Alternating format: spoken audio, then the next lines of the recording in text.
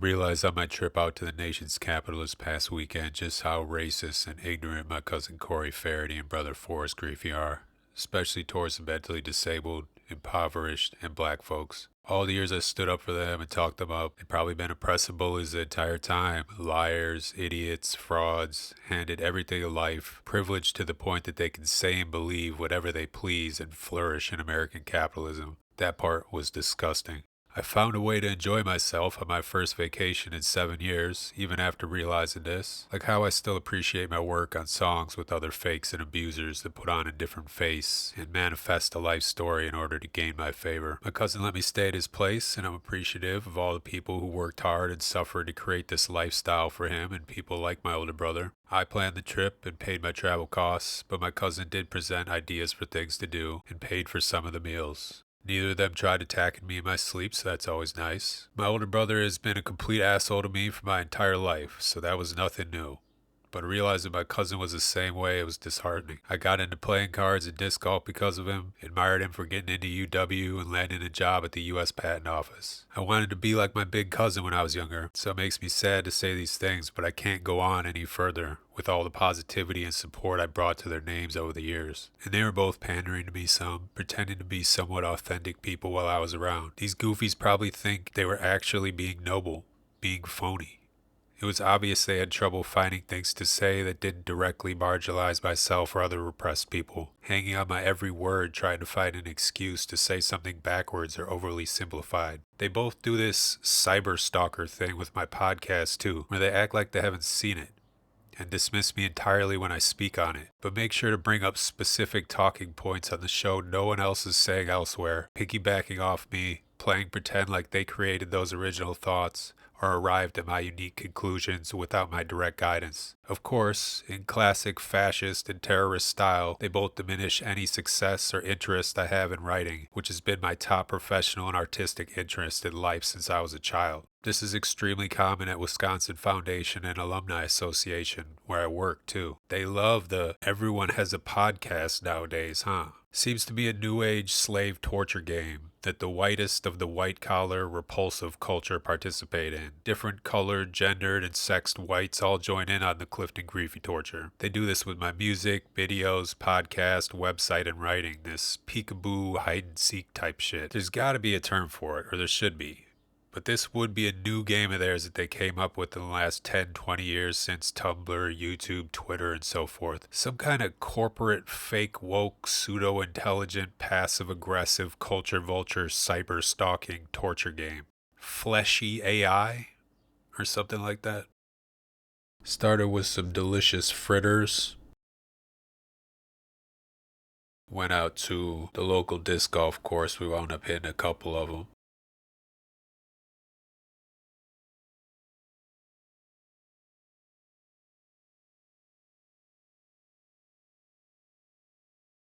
This is the time of year when you could get soft shell crab out there, so I had to indulge and get a couple of those. I wanted to get a third to compare, but I will say this first one was the best of the two. The Potomac Yard train station had just opened, so we showed up to the grand opening of that, got a little pen in and, rode it around, and it was real convenient having that open at the time I was out there. Hopped on the scooters, my first tie riding those around big city, so it was fun playing around with them. Really brought back my childhood love for the scooter. And I'd seen the monuments before: Washington, Lincoln, Martin Luther King Jr., but went back around the National Mall and revisited some of those things on the scoots and bikes. We hit the fish market. There was a concert going on, but we didn't go to that. I was just there for more seafood.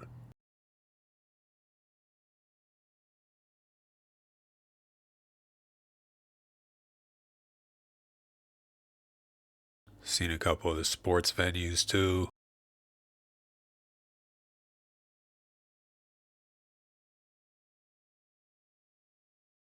Slurp down some oysters, of course. I prefer a little horseradish. Don't really do the cocktail sauce. Raw is always good. The Maine were better than the Virginia where we went. Another soft shell crab sandwich.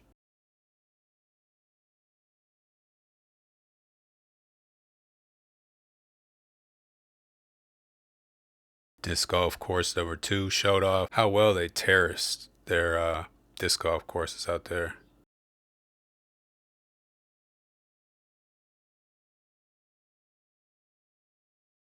Farmers market.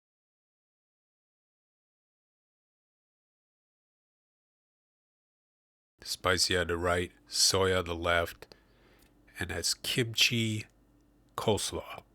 Fire.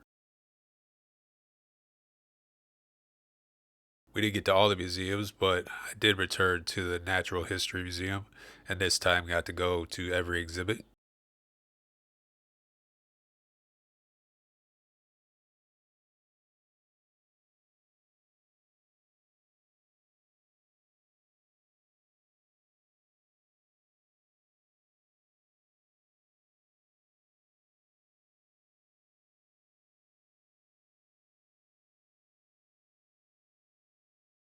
Grab some Ethiopian food as well.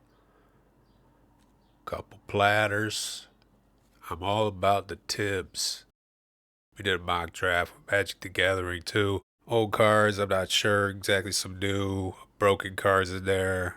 We just made these little packs of 5, 10 cards, and we went through them, like Friday night drafts, and just did our own in house.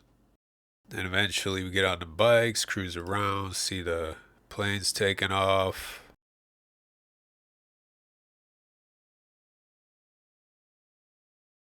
You lay backwards on these benches next to the Washington Monument.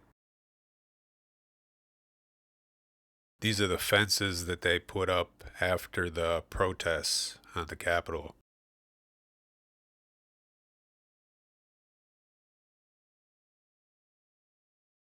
Went through every exhibit in the National Museum of the American Indian.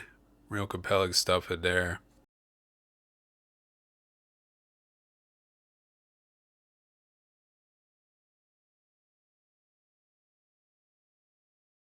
And I really concentrated on taking pictures of Midwest culture that you see in there.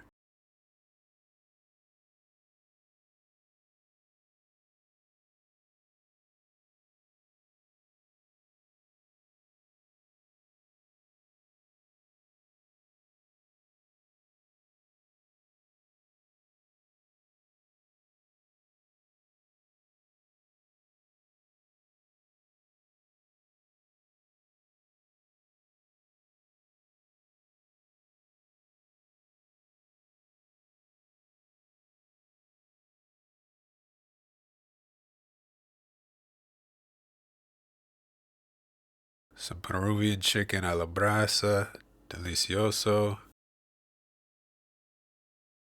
Happened to be a car show. I'm not really into cars, but that was the first time I saw a DeLorean in person. Shout out that guy in the corner for providing the background music. Finished out with some custard. Happens to be a spot that was started by a Wisconsinite, and she eventually sold it. Great trip. Some unfortunate lessons learned, but overall, I loved it.